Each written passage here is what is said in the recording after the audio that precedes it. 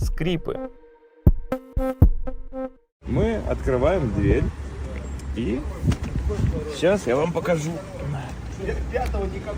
Ну, во-первых, я сейчас сел, и у меня скрипит сиденье, но это ладно. То есть вот мы тянем дверь, чтобы закрыть. Опа! Это что такое? Это я сейчас придумываю. И, к сожалению, я это буду трогать каждый день. Допустим, я хочу включить что-то типа обдува и так далее. Опа!